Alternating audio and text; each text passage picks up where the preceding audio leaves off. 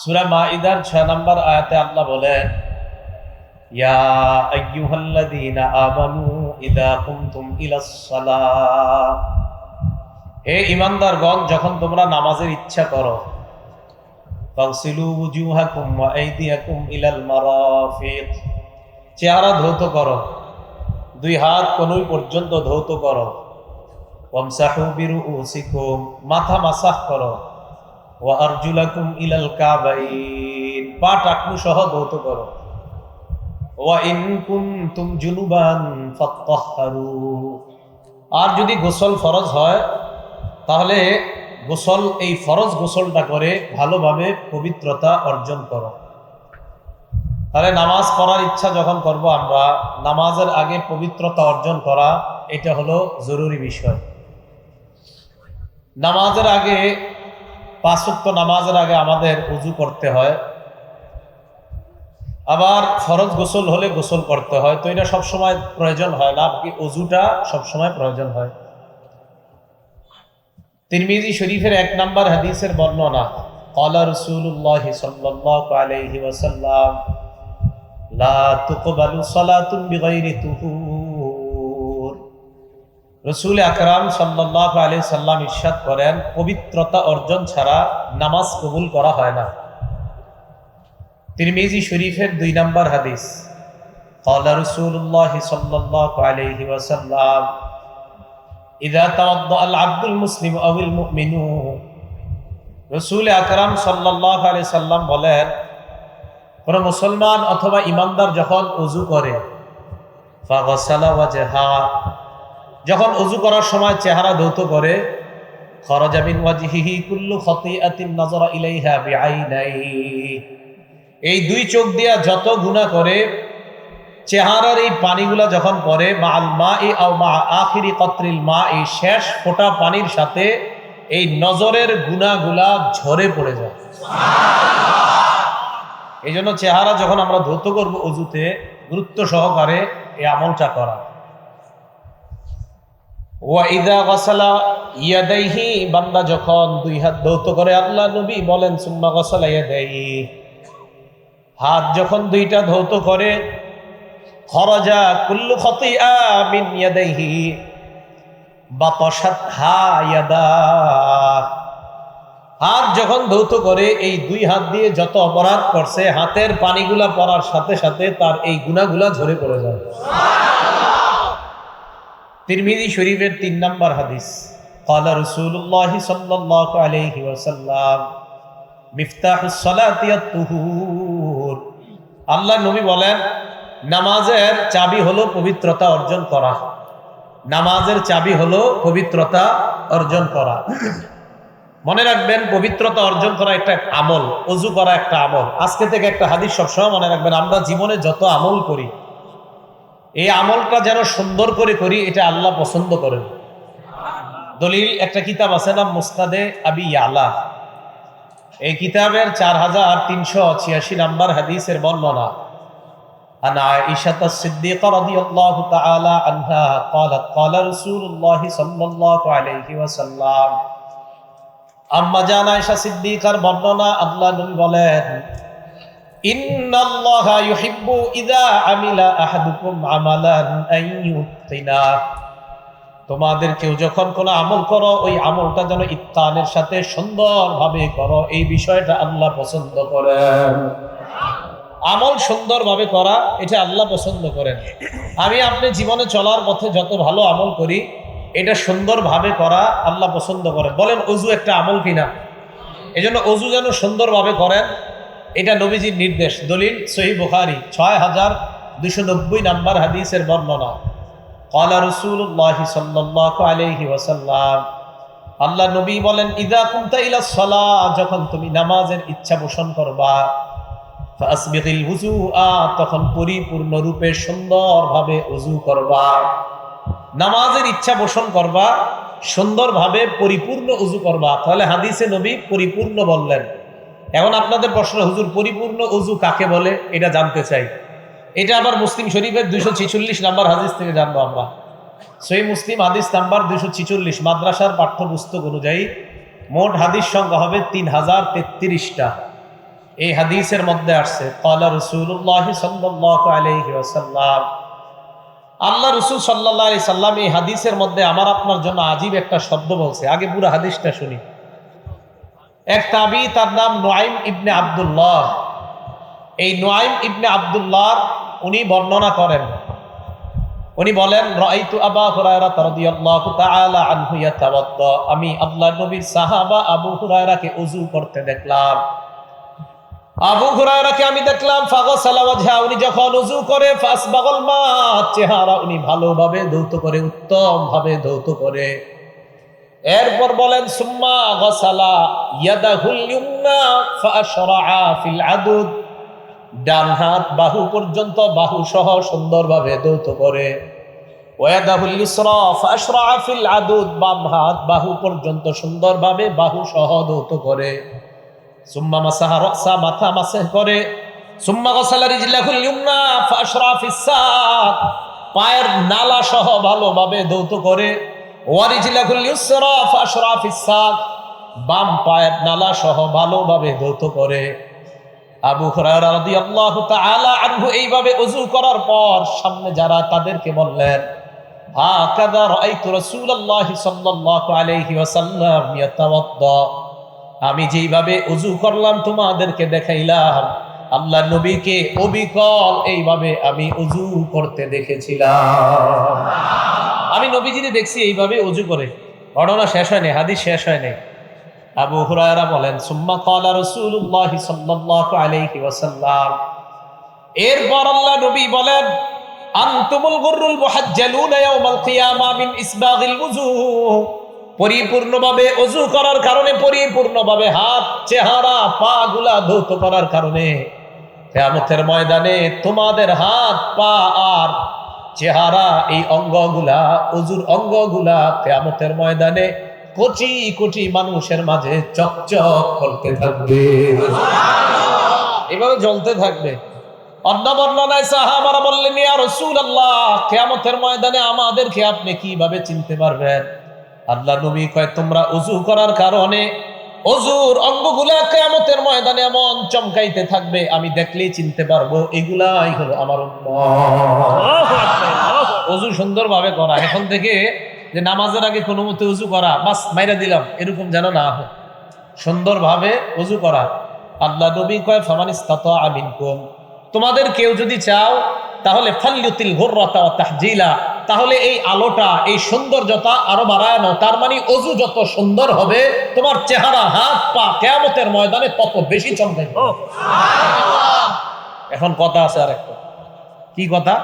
অজু করতে গিয়ে আপনি জামাত প্রথম রাকাতে তাকবীরুল্লাহ ধরতে গিয়ে কোনো মতে সেরে লেছেন, কান অঙ্গ শুষ্ক রয়েছে, এটার কি ঝামেলা? ঝামেলা আছে। দলিল সহিহ বুখারী 60 নম্বর হাদিস, আব্দুল্লাহ ইবনে ওমর রাদিয়াল্লাহু তাআলা আনহুমার বর্ণনা।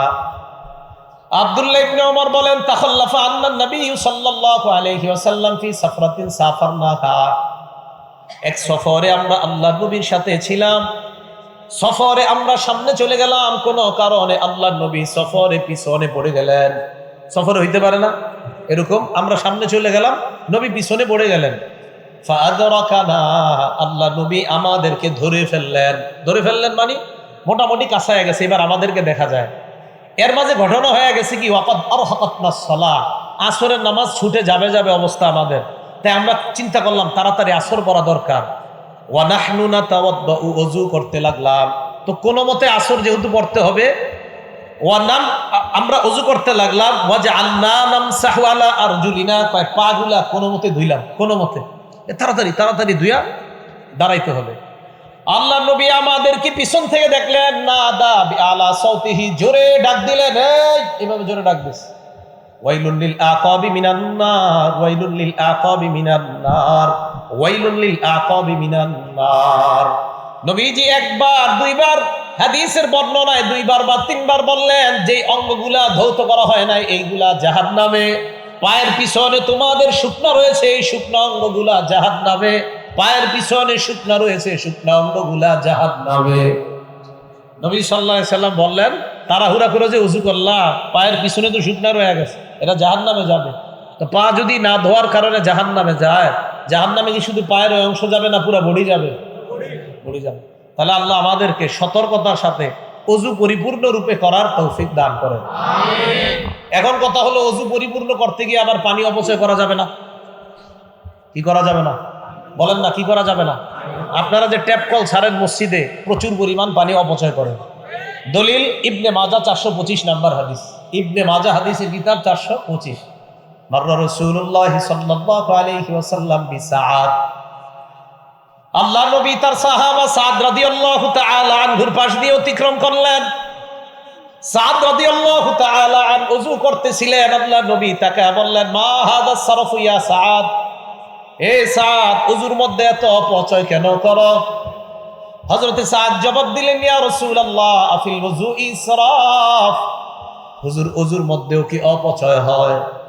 আল্লাহ নবী জবাব দিলেন, নাম ওয়া ইন কুনতা আলা নাহরিন জার, প্রবাহমান নদী সমুদ্রের মধ্যেও যদি ওযু করো আর যদি বেশি পানি খরচ করো, এটা অপচয়। সমুদ্রে আপনি ওযু করলেন, সমুদ্রে কি পানি শেষ হবে? নবীজি কয়, সমুদ্র নদীর মধ্যেও যদি ওযু করো আর এই ওযুতেও যদি তোমার পানি বেশি খরচ হয়, এটা অপচয়। তাহলে ট্যাপ কল দিয়ে যারা ওযু করেন, এটা সতর্কতার সাথে ওযু করা। এজন্য আপনারা মা বোনরা যারা বাসা বাড়িতে ওযু করি, আমরা সবাই ট্যাপ কলে ওযু না করে ওখান থেকে পানিটা নিয়ে আলাদা কোনো পাত্রে দিয়ে ওযু করলে তাহলে পরিমিত পানি খরচ হবে। এই পানির অপচয় নামক গুনাহ থেকে বাঁচা যাবে। আল্লাহ আমাদেরকে বুঝার তৌফিক দান করেন। এখন আপনি ওযু করলেন, ওযু করার পর কি দোয়া পড়বেন? আপনি চাইলেই ওযু করার সাথে সাথে জান্নাতের 8টা দরজা খুলতে পারবেন। কয়টা দরজা? 8টা দরজা। মুসলিম শরীফ 234 নাম্বার হাদিস। ক্বালা রাসূলুল্লাহ সাল্লাল্লাহু আলাইহি ওয়াসাল্লাম, আল্লাহ নবী বলেন, মা মিনকুম মিন আহাদিন ইয়াতাওয়াদ্দা, তোমাদের কেউ যখন ওযু করবা, ওযু করার পর ফায়ুবলিগুল ওযুআ আও ইউসবিগুল ওযুআ, পরিপূর্ণ রূপে ওযু করবা। করার পর সুম্মা ইয়াকুল, এরপর তোমরা পড়বা, আশহাদু আল্লা ইলাহা ইল্লাল্লাহ ওয়া আন্না মুহাম্মাদান আবদুহু ওয়া রাসূলুহু, এটা বললেও হবে। আর আপনারা যেটা পারেন, ওয়া আশহাদু আন্না মুহাম্মাদান আবদুহু ওয়া রাসূলুহু, এটা বললেও হবে। এরপর পড়বেন, আল্লাহুম্মা জাআলনি মিনাত তাওয়াবিন ওয়া জাআলনি মিনাল মুতাতাহহিরিন। নবীজি বলেন, ইল্লা ফুতিহাত লাহু আবওয়াবুল জান্নাতিস সামানিয়া, এই দোয়াটা কালিমায়ে শাহাদাত পড়তে দেরি সাথে সাথে আল্লাহর জান্নাতের 8টা দরজা খুলে দাও। নবীজি বলেন, ইয়াদখুলু মিন আইয়িহা শা, সে যেই দরজা দিয়ে মন চায় ওই দরজা দিয়ে জান্নাতে প্রবেশ করবে। এখন ওযু করার সাথে সাথে আপনি আরেকটা আমল করতে পারেন, যে আমল করার কারণে নবীজি হযরত বেলাল রাদিয়াল্লাহু তাআলা আনহুর পায়ের জুতার আওয়াজ আরশে গিয়ে শুনতে পেয়েছে। দলিল সহিহ বুখারী 1098 নাম্বার হাদিস। রাসূল আকরাম সাল্লাল্লাহু আলাইহি সাল্লাম বেলাল রাদিয়াল্লাহু তাআলা আনহুকে বললেন, বেলাল, আমি তোমার কাছে একটা বিষয় জানতে চাই। হযরত বেলালকে, হুজুর আপনি আমারে কি জিজ্ঞাসা করবেন? নবীজি বললেন, বেলাল, হাদ্দিসনি বিআরজা আমালিন আমিলতাহু ফিল ইসলাম, বেলাল এমন কি আমল তুমি করো আশাব্যঞ্জক আমল, এই আমলের ব্যাপারটা তোমার কাছে জানতে চাই। ফাইন্নী সামি'তু দাফানা আলাইকা বাইনা ইয়াদাইয়া ফিল জান্নাহ, আমি জান্নাতে তোমার পায়ের জুতার আওয়াজ শুনতে পাইছি। তুমি কি আমল করো যে আমলের কারণে তোমার পায়ের জুতার আওয়াজ আমি জান্নাতে শুনতে পেয়েছি? হযরত বেলাল কয়, ইয়া রাসূলুল্লাহ, এমন আশাব্যঞ্জক আমল আমার জানা নাই, তবে হুজুর একটা আমল আমি করি। গায়রা আন্নী লাম আতাতাহহার বিতুহুরিন ফি সাআতি লাইলিন আও নাহার, দিনে এবং রাতে যখনই আমি ওযু করি, ওযু করার সাথে সাথে ইল্লা সাল্লাইতু মা কুতিবালি আন উসাল্লিয়া, আমারে আল্লাহ যত পরিমাণ তৌফিক দেয় এই পরিমাণ নামাজ আমি আদায় করি। আল্লাহ নবী কয়, বেলাল, তোমার এই আমলের কারণে তোমার পায়ের জুতার আওয়াজ আমি নবী জান্নাত থেকে শুনতে পাইলাম। তাহিয়াতুল ওযু বলে, কি বলে? ওযু করার পর 2 রাকাত নামাজ আদায় করা। আচ্ছা, এবার ওযু করলেন, ওযু করার পর মসজিদে আসবেন। কোথায় আসবেন বলেন? মসজিদে আসবেন। আসার সময় কি করবেন? মুসলিম শরীফের 713 নাম্বার হাদিস। ক্বালা রাসূলুল্লাহ সাল্লাল্লাহু আলাইহি ওয়াসাল্লাম, আল্লাহ নবী বলেন, ইদা দাখালা আহাদুকুমুল মাসজিদা, তোমাদের কেউ যখন মসজিদে প্রবেশ করবা, ফালইউসাল্লিম আলান নবী সাল্লাল্লাহু আলাইহি ওয়াসাল্লাম, নবীর উপর দুরূদ পড়বা, এরপর পড়বা আল্লাহুম্মা ইফতাহলি আবওয়াবা রাহমাতিক। এটা গুরুত্ব দিয়ে পড়েন তো, আল্লাহুম্মা ইফতাহলি আবওয়াবা রাহমাতিক।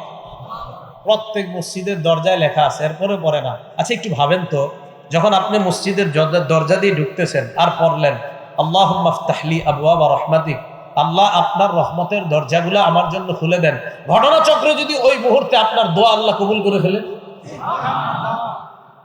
তা আপনি কেন পড়বেন না? এটা পড়বেন আর একিন রাখবেন আল্লাহ আল্লাহ আজকে কবুল করেন, আবার একিন রাখবেন আল্লাহ আসরের সময় বললাম আজকে কবুল করেন, আল্লাহ মাগরিবেও দোয়াটা বললাম কবুল করেন।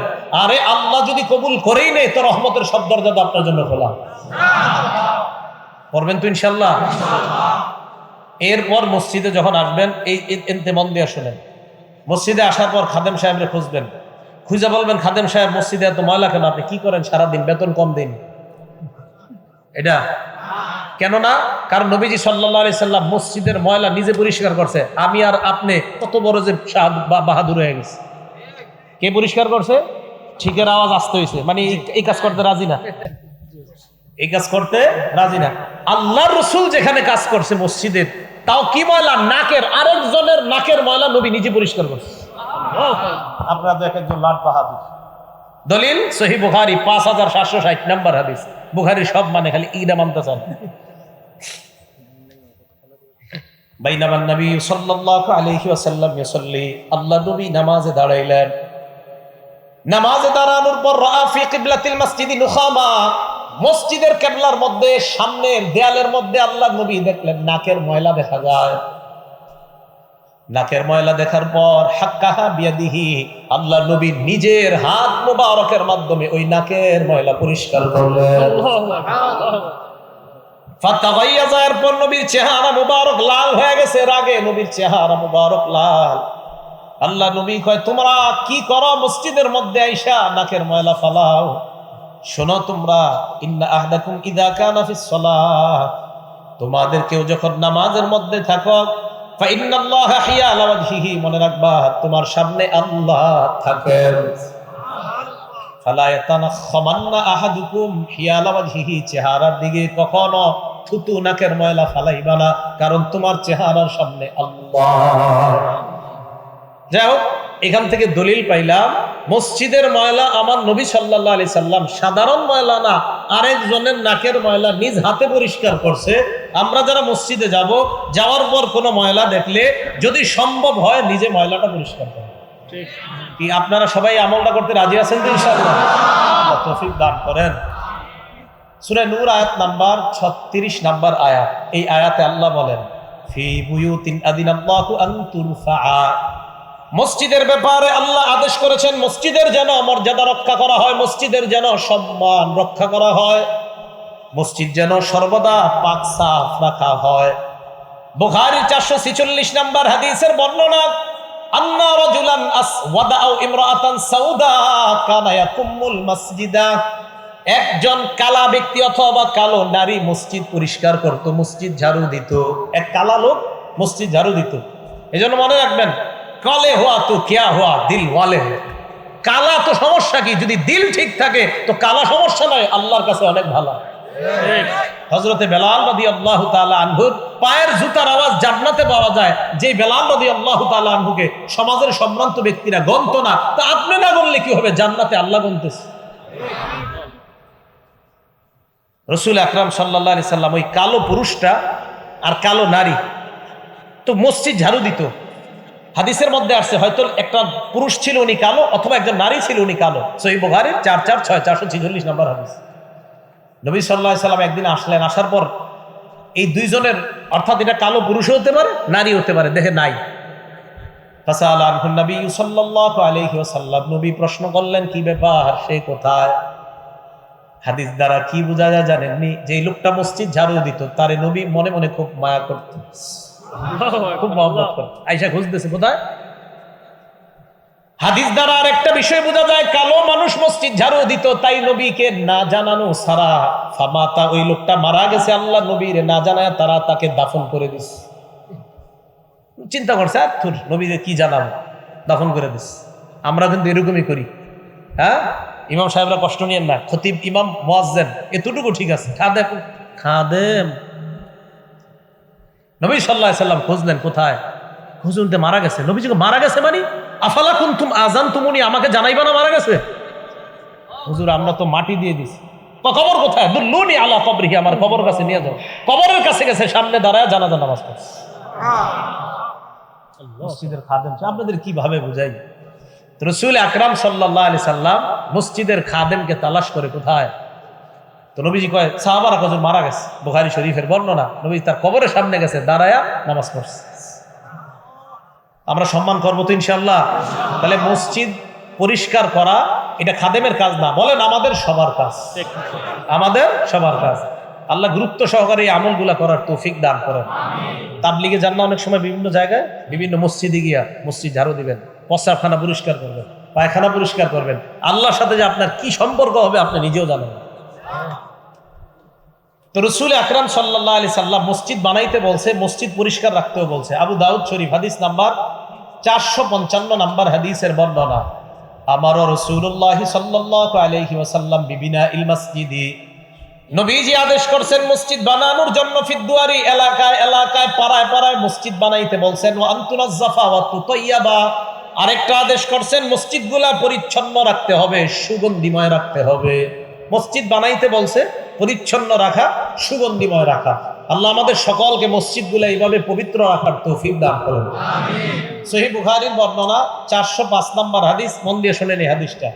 ক্বালা রাসূলুল্লাহ সাল্লাল্লাহু আলাইহি ওয়াসাল্লাম, আল্লাহ নবী বলেন, আল বুযাকু ফিল মসজিদি খাতিআ, মসজিদের মধ্যে থুতু পড়া গুনাহ, মসজিদে থুতু ফালানো গুনাহ। এই গুনাহের কাফারা কি? নবীজি বলেন, কাফারাতুহা দাফনুহা, ওই থুতুটা মুছে দেওয়া হলো এই গুনাহের কাফারা। থুতু যদি মুছে দাও আল্লাহ পাক রব্বুল আলামিন তোমার গুনাহ মাফ করে দিবেন। তাহলে থুতু পড়ে যেতে পারে মসজিদে, এটা মুছে দিবে, এই গুনাহের কাফারা হয়ে যাবে। আল্লাহ আমল করার তৌফিক দান করেন।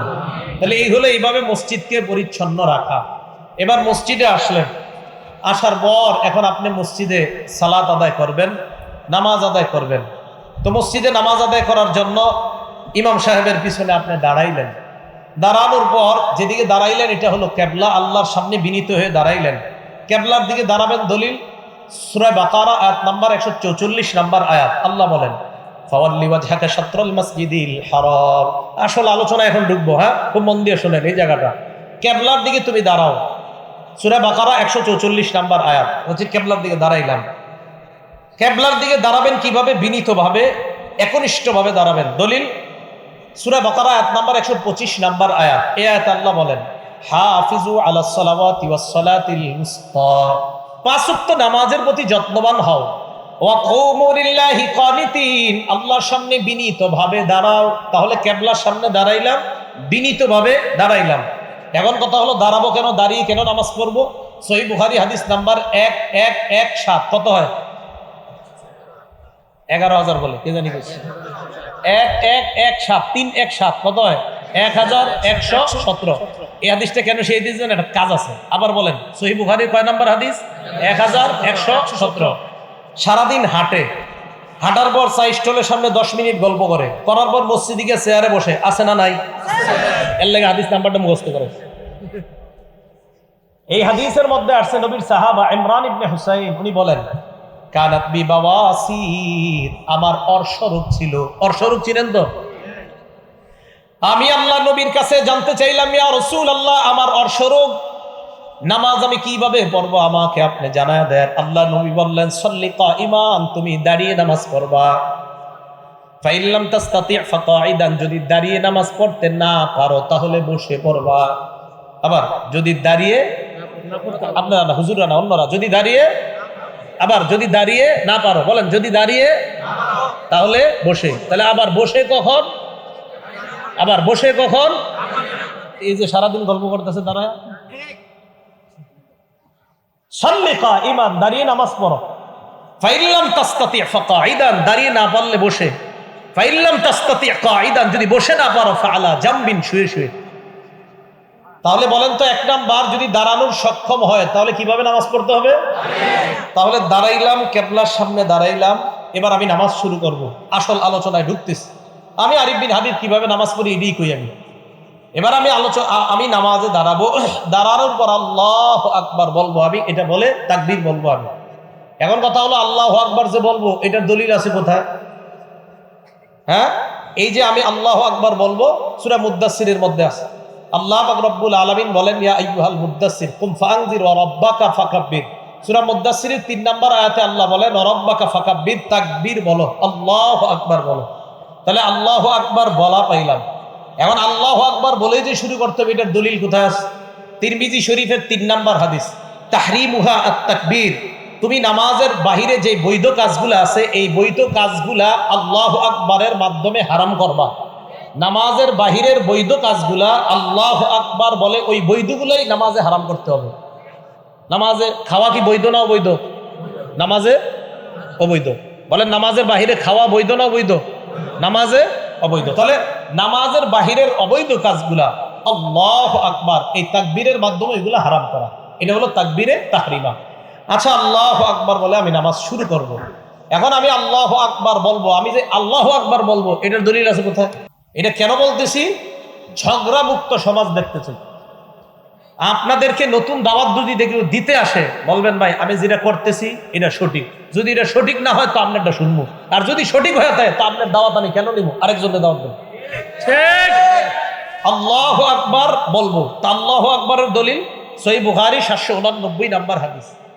এই হাদিসের মধ্যে আসছে রাসূল আকরাম সাল্লাল্লাহু আলাইহি সাল্লাম কানা ইযা কামা ইলাস সালাহ, যখন নামাজে দাঁড়াইতেন, ইউকাব্বিরু হিনা ইয়াকুম, যখন দাঁড়াইতেন আল্লাহ নবী আল্লাহু আকবার বলতেন। সুম্মা ইউকাব্বিরু হিনা ইয়ারকা, রুকুতে যাওয়ার সময় আল্লাহু আকবার বলতেন। সুম্মা ইউকাব্বিরু হিনা ইয়ারফাউ সুলবাহু মিনার রাকআ, রুকু থেকে উঠার সময় আল্লাহ নবী আল্লাহু আকবার বলতেন। সুম্মা ইয়াকুলু ওয়া হুয়া কাঈমুন সামিআ আল্লাহু লিমান হামিদা, দাঁড়িয়ে বলতেন সামিআ আল্লাহু লিমান হামিদা। সুম্মা ইউকাব্বিরু হিনা ইয়াহবি, সিজদায় যাওয়ার সময় বলতেন আল্লাহু আকবার। সুম্মা ইয়াকাব্বিরু হিনা ইয়াসজুদ, দ্বিতীয় সিজদার সময় বলতেন আল্লাহু আকবার। সুম্মা ইউকাব্বিরু হিনা ইয়াকুমু মিনাস সিনতাইন, 2 রাকাত নামাজ পড়ার পর বৈশা যদি তৃতীয় রাকাত হয় অথবা 4 রাকাতওয়ালা নামাজ হয় ওঠার সময় আবার আল্লাহু আকবার বলতেন। তাহলে আল্লাহু আকবার বলা, আল্লাহু আকবার বলার দলিল পাইলাম সহিহ বুখারীর 789 নম্বর হাদিস। আল্লাহু আকবারের দলিল পাইছি কিনা? কোন জায়গায় যদি আমি দলিল না দিই খপ করে আমারে ধরবেন আজকে। এইগুলো আল্লাহু আকবার বলার দলিল। এবার হইলো হাত কতটুকু উঠাবো, এই তো। আচ্ছা, মন দিয়ে শুনেন। মুসলিম শরীফের 390 নম্বর হাদিস, মাদ্রাসা পাঠ্যপুস্তক অনুযায়ী, হ্যাঁ কথা শুনেন, মাদ্রাসা পাঠ্যপুস্তক অনুযায়ী 3033টা হাদিস হবে। এই অনুযায়ী মুসলিম শরীফের 390 নম্বর হাদিস। এই হাদিসে আসছে রাসূল আকরাম সাল্লাল্লাহু আলাইহি সাল্লাম যখন নামাজ শুরু করতেন কাব্বারা, আল্লাহু আকবার বলতেন, ওয়া রাফা ইয়াদাই, হাত উঠাইতেন। হাত যখন উঠাইতেন হাত্তা তাকুনা, হাতগুলা আল্লাহ নবীর এই পরিবার উঠতো, হাত্তা তাকুনা হাজওয়া মানকিবাই, কাঁধ বরাবর উঠাইতেন। বলেন কি বরাবর? খুব মন দিয়ে শুনেন। তাহলে মুসলিম শরীফের 390 নাম্বার হাদিসে পাইলাম কি বরাবর? কাঁধ। বলেন সবাই কি বরাবর? আমি চিন্তা করলাম আচ্ছা কাঁধ বরাবর পাইলাম, কারণ আপনারা টেনশনে পড়ে আছেন, হুজুর আমরা তো কাঁধ বরাবর উঠাই, ঠিক না? আলোচনা পুরো শুনবেন। কাঁধ বরাবর পাইলাম, পাওয়ার পর এবার আমি আরিফ বিন হাবিব চিন্তা বইরা গেলাম, তো কাঁধ বরাবর পাইলাম, দেখি আর কিছু আছে কিনা। এবার মুসলিম শরীফের 391 নাম্বার হাদিস, মানে পরের হাদিসটা। এই হাদিসের বর্ণনাকারী মালিক ইবনুল হুয়াইরিস। এই মালিক ইবনুল হুয়াইরিস বলেন আন্নাহু রাআ রাসূলুল্লাহ সাল্লাল্লাহু আলাইহি ওয়াসাল্লাম, মালিক ইবনুল হুয়াইরিস আল্লাহ নবীকে দেখলেন কাব্বারা, উনি তাকবীর বলে নামাজ শুরু করলেন। রফা ইয়াদাই, নামাজে শুরু করার সময় হাত উঠাইলেন। হাত এমন ভাবে আল্লাহ নবী উঠাইলেন হাত্তা ইউহাজি বিহিমা উযুনাই, 2 হাত কান বরাবর উঠাইলেন। তাহলে 390 নাম্বার হাদিস কাঁধ বরাবর, 391 নাম্বার হাদিস কান বরাবর। বলেন আবার, 390 নাম্বার হাদিস কাঁধ, আর 391 নাম্বার হাদিস কান বরাবর। তাহলে 390 নাম্বার হাদিস মুসলিম শরীফের কাঁধ বরাবর, 391 নাম্বার হাদিস কান বরাবর। এখন কানের লতি নামে কোনো শব্দ শুনছেন নি? কানের লতি আমরা কিন্তু ছোটবেলা থেকে শিখছি কানের লতি বরাবর। এখন টেনশনে পড়ে গেলেন আপনারা, হুজুর লতির কথা কই পেয়েছেন? এই প্রশ্ন করেও লতির কথা এই 391 নাম্বার হাদিসের শেষে আছে মুসলিম শরীফে। হ্যাঁ, এই হাদিসের শেষে আছে। বর্ণনাকারী কতাদা। এই কতাদা রাদিয়াল্লাহু তাআলা আনহুর বর্ণনা, আন্নাহু রাআ রাসূলুল্লাহ সাল্লাল্লাহু আলাইহি ওয়াসাল্লাম কাব্বারা, আল্লাহ নবী তাকবীর বললেন, রফা ইয়াদাই, নবী হাত উঠাইলেন, হাত্তা ইউহাদি বিহিমা ফুরুআ উযুনাই, আল্লাহ নবী দুই হাত কানের লতি বরাবর উঠাইছে। মুসলিম শরীফের 390 নাম্বার হাদিস, কাঁধ বরাবর। বলেন কাঁধ কি বরাবর? কাঁধ। 391 নাম্বার হাদিসে দুইটা আমল, একটা হলো কান বরাবর আর একটা কানের লতি বরাবর। এখন আসেন, হুজুর কাঁধ পাইলাম, কান পাইলাম, লতি পাইলাম, আপনারা আবার বক্তব্যে শিখান যে দুই হাতের বৃদ্ধাঙ্গুলি লতি বরাবর থাকা, এটা কই পেয়েছেন? তহাবি শরীফ 1 নম্বর খন্ড 144 নাম্বার পৃষ্ঠা। এই পৃষ্ঠা আছে রাসূল আকরাম সাল্লাল্লাহু আলাইহি সাল্লাম যখন তাকবীর বলে নামাজ শুরু করতেন, হাত উঠাইতেন। হাত যখন উঠাইতেন তখন রাসূল সাল্লাল্লাহু আলাইহি সাল্লামের হাত্তা ইয়াকুনু ইবহামাহু, নবীর এই দুই বুড়ো আঙ্গুল মুবারক করিবা বিন শাহদাতাই উযুনাই, কানের লতি বরাবর আসতো। এখন আসেন, এখন প্রশ্ন হলো হুজুর কাঁধ মানবো না কান মানবো না লতি মানবো? এটা হলো প্রশ্ন। আমি আরিফ বিন হাবিব বলবো, আমি এমন এক আমল করবো যে আমলে নবীর 3 হাদিসের উপর আমল হয়। এখন আমার দিকে তাকান, আন্দাজি ঠিক করেন না, বুঝে শুনে করেন। এই দেখেন বুড়ো আঙ্গুল কানের লতি বরাবর আছে। আমার দুই হাতের তালু দেখেন কাপ বরাবর। দুই হাতের তালু কি বরাবর? বুড়ো আঙ্গুল কি বরাবর? লতি। আর দুই হাত কান বরাবর। তাহলে লতি বরাবর হাত উঠাইলে কাদের হাদিসের আমল হয়? কানের হাদিসের উপর আমল হয়, লতির হাদিসের উপর আমল হয়। আমার সওয়াব বেশি দরকার, তাই আমি 3 হাদিসের উপর আমল করি। আপনি যদি সওয়াব কম দরকার হয় তো করেন কম। আমার যদি কেউ বলেন হুজুর আপনি এটা কেন করেন, আমার সওয়াব বেশি দরকার তাই এটা করি, এটার নামই হানাফি মাযহাব। এটার নাম কি মাযহাব? হানাফি মাযহাব। মনে করে নতুন ধর্ম। তাহলে হাত উঠাইলাম, রয়ে গেল, এবার হাত বাঁধবেন কই হুজুর? ঠিকই তো। এই ব্যাপারে 3টা হাদিস শুনেন। 1, তিরমিজি শরীফের 252 নাম্বার হাদিস। এই হাদিসের মধ্যে আসছে কানান নবী সাল্লাল্লাহু আলাইহি ওয়াসাল্লাম ইয়াউম্মুনা, নবী আমাদের ইমামতি করতেন। ইয়াখুযু শিমালাহু বিয়ামিনিহি, আল্লাহ নবী বাম হাতকে ডান হাত দিয়ে ধরতেন। কোথায় ধরতেন? নাই। ডান হাত দিয়ে বাম হাত ধরতেন, এটা আছে। কোথায় ধরতেন? এটা নাই। আবার বলছি, ডান হাত দিয়ে বাম হাত ধরতেন, কোথায় ধরতেন? এটা নাই। তাহলে হাদিস একটা পাইলাম, তিরমিজি শরীফের 252 নাম্বার, ডান হাত দিয়ে বাম হাত ধরতেন। এবার বুখারী শরীফের 740 নাম্বার হাদিস শুনেন। এই হাদিসে আসছে কানান নবী কানান নাস ইউবারুনা আইয়াদআর রাজুলুল ইয়াদাল ইউমনা আলা জিরাইহিল ইউসরা, সাহাবাদেরকে আদেশ করা হতো সাহাবারা যেন ডান হাত দিয়ে বাম হাতের বাহু ধরে। বলেন ডান হাত বাম হাতের বাহুতে রাখবে। বলেন ডান হাত বাম হাতের। প্রথমে পাইলাম ডান হাত দিয়ে বাম হাত ধরা, বুখারীর হাদিসে পাইলাম ডান হাত বাম হাতের বাহুতে রাখা। এখন আপনাকে প্রশ্ন, হুজুর আমরা তো কবজি ধরি, এই তো, আর আমরা কবজি ধরি না। তাহলে আবার আগের কথা, এমন এক হাদিসের উপর আমল করবো যে হাদিসে বাহুও আসে, কবজিও আসে, তালুও আসে, যে আমল করলে নবীর 3 হাদিসের উপর আমল হয়, এমন কোন হাদিস পাই কিনা দেখি। আবু দাউদ শরীফের 727 নাম্বার হাদিস, হাদিস যা বলছি সব সহিহ হাদিস। আবু দাউদ শরীফের 727 নাম্বার হাদিস। এই হাদিসে আসছে রাসূল আকরাম সাল্লাল্লাহু আলাইহি সাল্লাম ওয়াদা ইয়াদাহুল ইউমনা আলা যহরি কাফিহিল ইউসরা ওয়া রুসদি ওয়াস সাইদি, নবী ডান হাত দিয়ে বাম হাত মুবারক এমন ভাবে ধরতেন যে নবীর ডান হাত বাম হাতের তালুর পিঠ ধরতো, বাম হাতের কবজি ধরতো, বাম হাতের বাহু ধরতো। ওই আগের তিরমিজির হাদিসে আছেন 255 নম্বর হাদিসে আছে হাত ধরতেন, বুখারীর 740-এ আছে বাহু ধরতেন, আর আবু দাউদের 727 নম্বর হাদিসে পাইলাম বাহুও পাইলাম, কবজিও পাইলাম, হাতের এই তালুর পিঠও পাইলাম। তো এই হাদিসের উপর আমল করলে বুখারীর হাদিস অনুযায়ী বাহুর উপর আমল হয়, তিরমিজির হাদিস অনুযায়ী হাত ধরার আমল হয়, আবু দাউদের হাদিস অনুযায়ী কবজি, হাতের তালুর পিঠ এবং বাহু সবগুলোর উপর আমল হয়। ভাই আমি এই জন্য এটা পালন করি। আমি কখনো কাউকে আঘাত করে কথা বলা পছন্দ করি না আমি, কিন্তু আমাকে যদি বলেন কেন, আমি বলবো এই কারণে আমি 3 সুন্নাহ পালন করে বেশি সওয়াব চাই। আমি আগেও বললাম ওই জায়গায় আমি বেশি সুন্নাহ পালন করে বেশি সওয়াব চাই। এবার শুনছেন দ্বিতীয় কথাটা, এটাই হানাফি মাযহাব। এটা কি মাযহাব? এটা কোনো নতুন ধর্ম না, এই ভুল বুঝবেন না। এবার আসেন, হাত বাঁধবেন, এই তো কি করবেন? হাত বাঁধবেন। এই কথাগুলোর বিরুদ্ধেও যদি কারো কেউ থাকেন মন দিয়ে শুনেন, শিক্ষিত কোনো যুবক ভাইরা যদি শোনেন, শোনার পরে আমার বিরুদ্ধে কিছু লেখার আগেও আপনি অন্তত মাথাটা লাগায় চিন্তা করবেন যে আসলে রসুলের সুন্নাহ কোনটা। আর আমি তো কাউকে আঘাত করে, কাউকে ইঙ্গিত করে কিছু বলছি না, আমি শুধু বলছি আমার সালাত শুদ্ধ কিনা। আমার সালাত কি কিনা? আমার নামাজ। আমি পড়াশোনা কইরা মনে করছেন যে আন্দাজে আমল করবো, নামাজ শুদ্ধ হবে না? পাগল নাকি আমি? হ্যাঁ, তা আমি পড়ছি কি করতে? একজন ডাক্তার হয়েছে, ডাক্তার হওয়ার পর ওনারা আপনি বললেন তুমি পাগল, বেচারা কষ্ট পাবে না? তা আমি এই 16 বছর 20 বছর পড়াশোনা করলাম ভুল আমল করার জন্য না সঠিকটা জানার জন্য? তাই ভাই আমি আমারটা বলছি। এখন আসেন হাত রাখা। সহিহ ইবনে হিব্বান, আরো অনেকগুলা কিতাব আছে, বলে এই জায়গায় খালি মুসান্নাফ ইবনে আবি শাইবা মনে রাখবেন। মুসান্নাফ ইবনে আবি শাইবা 3959, 3959 নাম্বার হাদিস। আলকামা ইবনে ওয়াইল ইবনে হুজুর থেকে বর্ণনা, তিনি বলেন রাআইতুন নবিয়্য সাল্লাল্লাহু আলাইহি ওয়াসাল্লাম ওয়াদা ইয়াদাহুল ইয়ুমনা আলাল ইউসরা, আমি আল্লাহর নবীকে দেখলাম, আল্লাহর নবী ডান হাত দিয়ে বাম হাত ধরছেন। ফিস সালাতি তাহতা সুররা, নামাজের মধ্যে নাভির নিচে হাতটা রাখছে।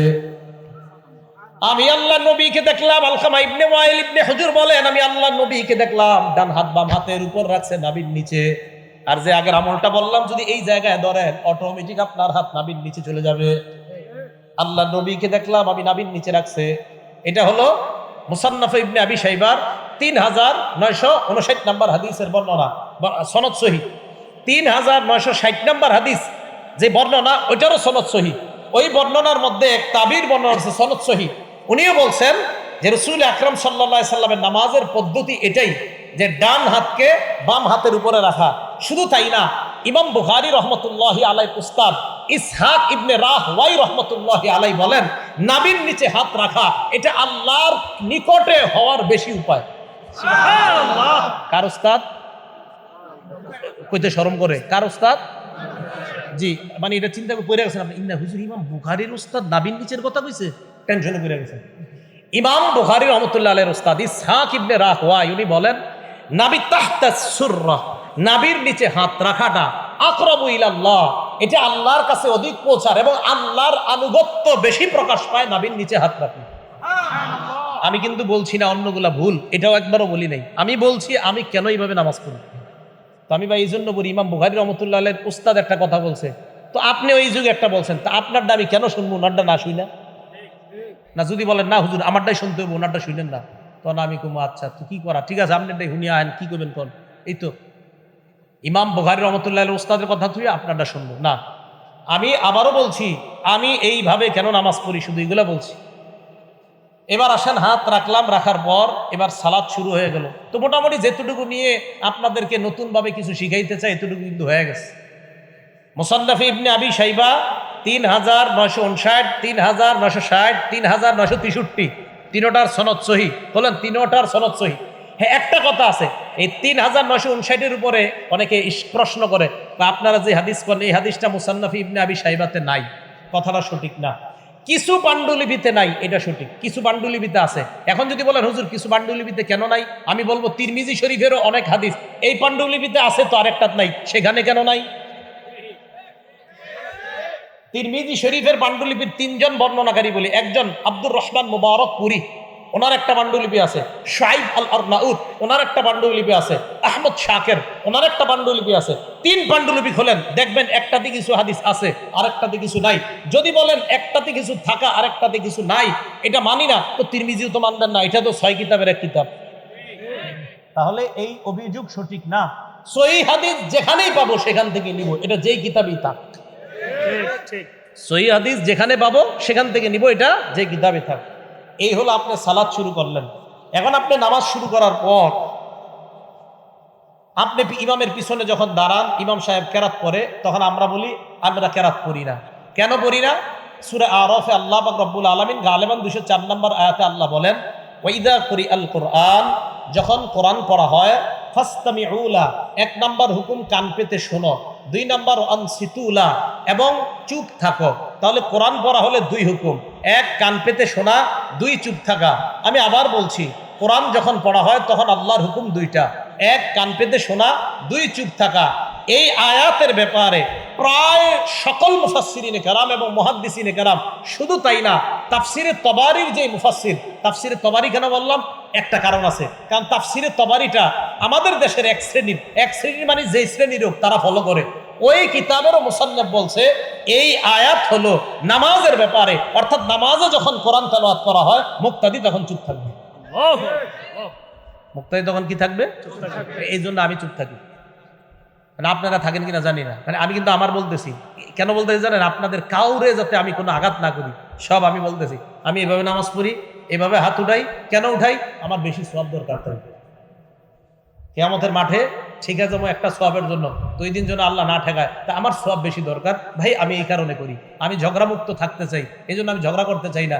বলতে পারেন কেন? কারণ নবীজি বলছে আনা জাইমুন বিবাইতিন ফি রাবদিল জান্নাহ লিমান তারাকাল মিরাআ।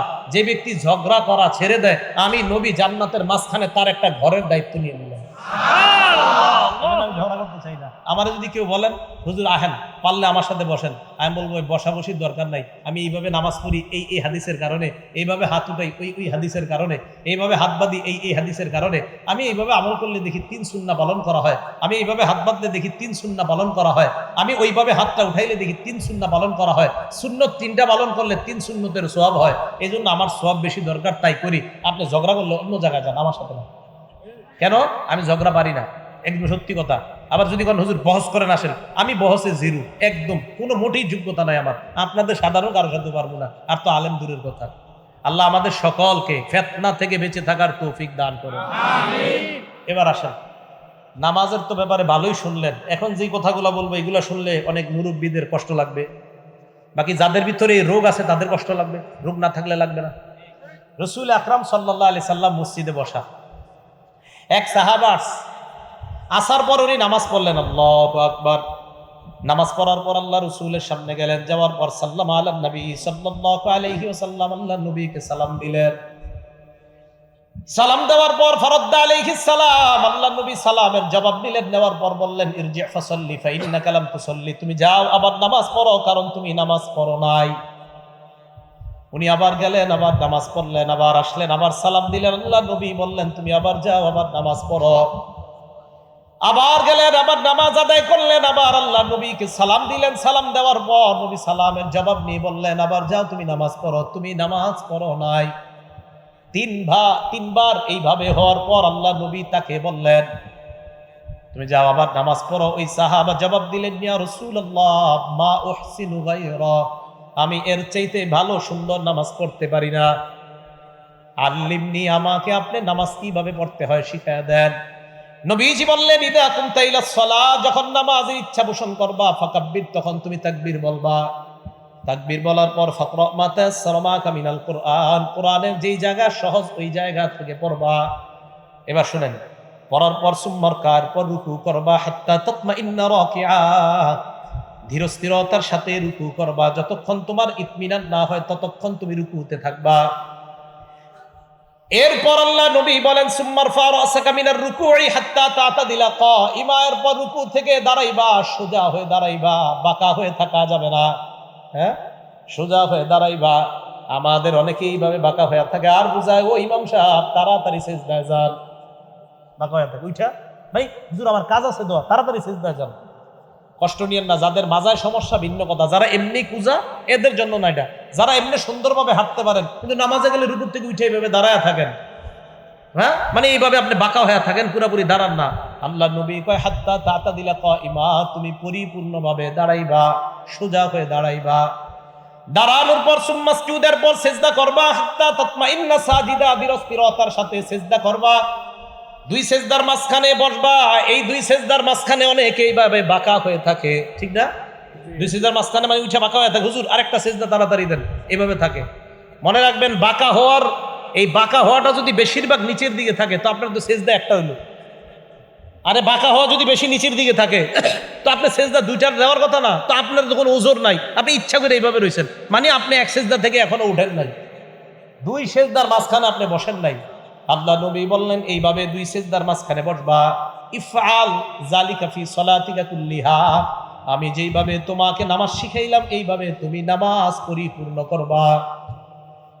নামাজ পরিপূর্ণ করার পর সালাম ফিরানোর পর, নামাজের পর সালাম ফিরানোর পর কিছু আমল আছে, এই আমলগুলা করবেন। নবীজির সাহাবা হযরত মুআজকে আল্লাহ নবী বলেন মুআজ আল্লাহর কসম আমি তোমাকে ভালোবাসি। আবার বললেন মুআজ আল্লাহর কসম আমি তোমাকে ভালোবাসি। সাহাবা নবীর যেটা করার কথা উল্টা নবী সাহাবারে কয় আমি তোমাকে ভালোবাসি, আমি তোমাকে ভালোবাসি, নবী সাহাবারে কয়। ভালোবাসার দাবি নি বলিলা তাদা আন্না দুবরা কুল্লি সালাতিন মাকতুবা আন তাকুলা আল্লাহুম্মা আইন্নি আলা যিকরিকা ওয়া শুকরিকা ওয়া হুসনি ইবাদাতিক।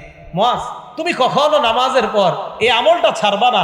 সালাম ফিরানোর সাথে সাথেই তুমি পড়বা আল্লাহুম্মা আইন্নি আলা যিকরিক ওয়া শুকরিক ওয়া হুসনি ইবাদাতিক। তুমি জিন্দেগিতেও নামাজের পরে আমলটা ছাড়বা না।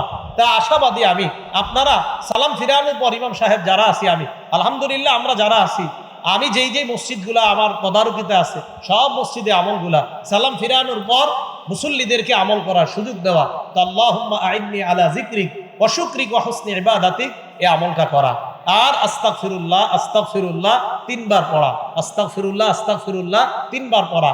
আর কিছু তাসবিহাত আছে, 3 বার সুবহানাল্লাহ, 3 বার আলহামদুলিল্লাহ, 33 বার সুবহানাল্লাহ, 33 বার আলহামদুলিল্লাহ, 33 বার আল্লাহু আকবার। 99 হওয়ার পর 34তম বারে পড়বেন, মানে 34তম বার মানে আল্লাহু আকবার 33 বার বলার পর 34তম, আর 3 33 99 হওয়ার পর 100তম বারে পড়বেন লা ইলাহা ইল্লাল্লাহু ওয়াহদাহু লা শারীকা লাহ লাহুল মুলকু ওয়া লাহুল হামদু ওয়া হুয়া আলা কুল্লি শাইইন কাদির। এই দোয়াটা যদি কেউ পড়ে, রাসূল আকরাম সাল্লাল্লাহু আলাইহি সাল্লাম বলেন এই 100 বার হওয়ার পর গুফিরাত খাতায়া ওয়া ইন কানাত মিসলা জাবাদিল বাহরি, সমুদ্রের ফেনা পরিমাণ গুনাহ হলেও তার গুনাহ মাফ হবে। সুবহানাল্লাহ। আরেকটা পড়েন আমার সাথে, সুবহানাল্লাহি ওয়া বিহামদিহি, বাস এটুকুই 100 বার কয়বার? এটা যদি 100 বার পড়েন, আল্লাহ নবী বলেন এটা পড়লেও সমুদ্রের ফেনা পরিমাণ গুনাহ যদি হয় তার গুনাহ আল্লাহ মাফ করে দেয়। আর আয়াতুল কুরসি পড়বেন। বুলুগুল মারাম 97 নম্বর হাদিস, এই হাদিসের মধ্যে আসছে ক্বালা রাসূলুল্লাহ সাল্লাল্লাহু আলাইহি ওয়াসাল্লাম মান ক্বারা আয়াতুল কুরসি দুবুরা কুল্লি সালাতিন মাকতুবা, কোন ব্যক্তি যদি ফরজ নামাজের পর আয়াতুল কুরসি পড়ে, লাম ইয়ামনাহু মিন দুখুলিল জান্নাহ ইল্লাল মাউত, মরবে আর জান্নাতে যাবে। এই 2 জান্নাত আর ওই ব্যক্তির মাঝে ব্যবধান হলো মৃত্যুবরণ করা। মারা যাওয়ার সাথে সাথে আল্লাহর জান্নাতের মেহমান। তাহলে আয়াতুল কুরসি পড়া এটা কখনো ছাড়বেন না। মা বোনরা যারা পারেন না দেখে দেখে আয়াতুল কুরসি পড়বেন, আপনারা যারা পারেন না দেখে দেখে আয়াতুল কুরসি পড়বেন। এরপরে যদি মুনাজাতের প্রয়োজন হয়, মুনাজাতে যদি কারো শরীক হইতে মন চায় হবেন, মন না চাইলে হবেন না। কোনো আলেম বলে না যে মুনাজাত নামাজের অংশ। এটা আপনারা শুধু শুধু ইমামদের উপর অভিযোগ দেন ভাই, কি যে ইমাম সাহেবরা বলে মুনাজাত নাকি নামাজের অংশ। না, মুনাজাত ইমাম সাহেব করে ওনার মন মতো। আপনার মন চাইলে ওনার সাথে শরীক হবেন, মন না চাইলে শরীক হবেন না। মনে রাখবেন, নামাজ আলাদা ইবাদত, মুনাজাত আলাদা ইবাদত। মনে থাকবে, নামাজ বলেন নামাজ আলাদা ইবাদত, মুনাজাত আলাদা ইবাদত। কোনো মুসল্লি যদি মন চায় আমি মুনাজাত করবো না, আমি দাঁড়ায় সুন্নত পড়বো, আপনি বলেন আপনার কোনো ইমাম সাহেব না করছে কোনোদিন? তা আন্দাজে অভিযোগ দেন কেন? এই জন্য আপনার এরপরে যদি মন চায় উনি মুনাজাত করলে আপনার মন চাইলে ওনার সাথে মুনাজাতে শরীক হবেন, মন না চাইলে শরীক হবেন না। যদি কোন কোথায় আলা ইবনে হাজরামি রাসূল সাল্লাল্লাহু আলাইহি সাল্লামের সাহাবা ফজরের নামাজের পর মুনাজাত করছে, অন্য যারা সামনে ছিল তারা আমিন আমিন বলছে। তারা কি বলছে? আমিন আমিন বলছে। এটা বলার পরে এখন কি বলবে জানেননি অনেকে? হুজুর উনি তো ক্ষেত্র বিশেষ মুনাজাত করছে। অনেকে বলবে কি ক্ষেত্র? তখন বলবে আলা হাজরামি, নবীর সাহাবা আলা হাজরামি তখন বিপদ ছিল খুব, ওই বিপদ থেকে মুক্তির জন্য ফজরের পরে মুনাজাত করছে। আমি জানি এই কথাটা অনেকে বলবে যে আলা হাজরামি বিপদে ছিল, বিপদ থেকে মুক্তির জন্য মুনাজাত করছে। আমরা মুসলমানরা কি কম বিপদে আছি? যদি বলেন না আমি তো হুজুর পুরা বিপদ মুক্ত, তো ঠিক আছে মাশাআল্লাহ, আপনি খতিব হয়ে যান মসজিদে, কিন্তু আপনি এত পেরেশান মুক্ত। একজন খতিব আলোচনা করার আগে হাজারো চিন্তা করে তার একটা আলোচনা করতে হয়। তাহলে মুনাজাত করছে কিনা আলা হাজরামি। বাকি বললাম মুনাজাত এটা বাড়াবাড়ির জিনিস না, কারো মন চাইলে করবে, কারো মন চাইলে করবে না। আলা হাজরামি উনি ফজরের নামাজের পর মুনাজাত করছে। আল বিদায়া আর নেহায়াতে আছে এই বর্ণনা, লম্বা আলোচনা, ইতিহাসের কিতাবে স্পষ্ট লেখা আছে। তো এই লেখার উপর আবার প্রশ্ন উঠবে অনেকের, হুজুর উনি তো একটা বিপদে ছিল তখন, তাই আমরা মুসলমানরা এখন প্রতি মুহূর্তে বিপদে আছি। এবার আসেন মসজিদে যে ঢুকলেন, অনেক আলোচনায় তো শুনলেন কাঁচা রসুন আর কাঁচা পেঁয়াজ খায়া যারা মসজিদে ঢুকেন। কি রসুন আর কাঁচা পেঁয়াজ মুড়ি বানায়া মাত্র খায়াটায় ঢুকছেন মসজিদে, এটা করেন না। তিরমিজি শরীফের 3927 নম্বর হাদিস, ক্বালা রাসূলুল্লাহ সাল্লাল্লাহু আলাইহি ওয়াসাল্লাম, আল্লাহ নবী বলেন আন্নান নাবিয়্যা নাহা আন হাতাইনি শাজারাতাইন, নবীজি এই 2 গাছ থেকে নিষেধ করেছেন। নবী বলেন মান আকালাহুমা, এই 2 গাছ তথা ইয়ানিল বাসলা ওয়াস সুমা, কেউ যদি পেঁয়াজ এবং রসুন খায় ফালা ইয়াকরাবান্না মাসজিদানা, সেজন্য আমাদের মসজিদের কাছেও না আসে। নবীজি বলেন কেউ যদি কাঁচা পেঁয়াজ আজ কাঁচা রসুন খায় সেজন্য আমাদের মসজিদের কাছে না আসে। হ্যাঁ, যদি আপনি খাইতে হয়, যদি কাঁচা পেঁয়াজ আর কাঁচা রসুন ইত্যাদি খাইয়া অথবা পেঁয়াজ দিয়ে মুড়ি বানানো খায় মসজিদে আসতে হয়, তাহলে ব্রাশ করে আসবেন। কি করে আসবেন? ব্রাশ। কেন ব্রাশ করে আসবেন? মুসলিম শরীফের হাদিসে আসছে, ক্বালা রাসূলুল্লাহ সাল্লাল্লাহু আলাইহি ওয়াসাল্লাম, আল্লাহ নবী বলেন, শোনো তোমরা, এই যে গন্ধযুক্ত গাছ, এই গন্ধযুক্ত গাছ যারা খায়, নবী বলেন মান আকালা মিন হাযিহি শাজারাতিল মুনতিনা, মুনতিনা মানে গন্ধযুক্ত গাছ, যে গাছের গন্ধ আছে, যারা খাও, ফালা ইয়াকরাবান্না মাসজিদানা, মসজিদে আসবা না। প্রশ্ন হতে পারে কেন? নবীজি বলেন ফা ইন্নাল মালাইকাতা তাআজ্জা মিম্মা ইয়াতাআজ্জা বিহিল ইনসু, মানুষ যেই জিনিস গন্ধ অপছন্দ করে, যেই গন্ধে মানুষ কষ্ট পায়, ওই গন্ধে ফেরেশতাও কষ্ট পায়। মানুষ যেই গন্ধে কষ্ট পায়, ওই গন্ধে কে কষ্ট পায়? তাহলে পেঁয়াজ রসুন, এই কাঁচা পেঁয়াজ কাঁচা রসুন এগুলা খেয়ে মসজিদে আসা যাবে না। যদি কোনো মুসল্লি নাও থাকে তাও আসবেন না। কেন মসজিদে আসবেন না মুসল্লি না থাকলে? কারণ ফেরেশতা মসজিদে আছে। তখন আপনি যখন ওই কাঁচা পেঁয়াজের গন্ধ, এটা যেমন মানুষ সহ্য করতে পারে না, ফেরেশতাও সহ্য করতে পারে না। এবার বলেন তো, কাঁচা পেঁয়াজ খায় মসজিদে যদি যাওয়া নিষেধ হয়, সিগারেট খেয়ে না, ওটা গন্ধ তো অনেক সুন্দর। হ্যাঁ, নিষেধ না? সিগারেটের দলিল কি? সিগারেট যে দুর্গন্ধ, এটা খেয়ে যাওয়া নিষেধ, দলিল কি? এই হাদিস দলিল। কারণ দুর্গন্ধযুক্ত গাছ খেয়ে যদি মসজিদে যাওয়া নিষেধ হয়, যেটা একটা হালাল, পেঁয়াজ হালাল না হারাম? হালাল। রসুন হালাল না হারাম? হালাল। এই হালাল জিনিস খেয়ে মসজিদে যাওয়া নিষেধ। ধূমপানের প্যাকেটের উপরে কি লেখা থাকে? এটা কি এখনো আছে? এখন তো নতুন কথা, ধূমপান মৃত্যু ঘটায়।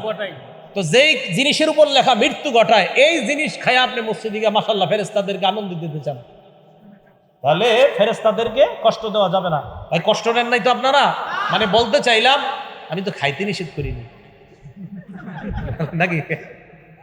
হ্যাঁ, হ্যাঁ, জর্দা না, জর্দা খেয়েও যাবেন না। পানও জর্দা এগুলা খেয়ে যাবেন না মসজিদে, একদম আপনি ব্রাশ করে যাবেন। এগুলা খাওয়ার পরে অনেকে মাশাআল্লাহ কি করে, পান চাবাইতে চাবাইতে মসজিদে গিয়ে পান ফালায় দাঁড়ায় আল্লাহু আকবার। মানে কি? আরে ভাই, হ্যাঁ, এটা কেন? না না, এটা করবেন না। চিন্তা করে হুজুর আপনি, আমি পান খাই না, এই কথা কয়ে লাভ নাই। জিজ্ঞান হুজুর করে আমি পান খাইতে দেখছি কখনো? চিন্তা করে হুজুর মনে কয় না, নিজে মনে পান খায়। আমি খাইলেও, আমি যদি কখনো খাইতামও তাও বলতাম আপনি পান খায় মসজিদে যায় না। শরীয়ত কি আমার উপরে চলে নাকি? কোরআন সুন্নাহর উপর শরীয়ত চলে মানুষকে। তো পান খেয়েও যাবেন না, বিড়া সিগারেট এটাও যাওয়া যাবে না। আর হলো আপনার কি, ওই যে পেঁয়াজ রসুন। হ্যাঁ, নবীজি বলছে একান্ত যদি তোমাদের ফাইল্লা বুদ্ধা কুনতুম আকিলিহা, ফাইন কুনতুম লা বুদ্দা আকিলিহিমা, তোমরা যদি পেঁয়াজ রসুন খেতেই হয়, ফামিতুহুমা তবখ, এইগুলা তোমরা রান্না করে, এইগুলাকে সেদ্ধ করো, রান্না করে এইগুলাকে পরিশোধন করে এরপরে খাও, তখন আর গন্ধ হবে না। তাহলে কাঁচা পেঁয়াজ কাঁচা রসুন ইত্যাদি এগুলা খেয়ে মসজিদে যাওয়া ঠিক না, মসজিদ দুর্গন্ধ করা এটা ঠিক হবে না। আল্লাহ আমাদের সকলকে যে কথাগুলো শুনলাম, বিশেষ করে একটু বসেন, সর্বশেষ জানতে চাই, বলেন তো আমি যে সালাতের পদ্ধতিতে বর্ণনা করছি, এভাবে কে নামাজ পড়ে? আপনারা বলেন। আপনি কে? হ্যাঁ, আমি যেই পদ্ধতিতে নামাজ পড়ছি আমি ওইটা বলছি। এই জন্য কেউ মনে করবেন না যে না হুজুর আপনি মনে ওনারটা না করছেন। না, আমি এভাবে করি। বাকি বুঝার থাকলে তো বুঝে নেবেন। আল্লাহ আমাদের সকলকে যে কথাগুলো বললাম শুনলাম আমল করা তৌফিক দান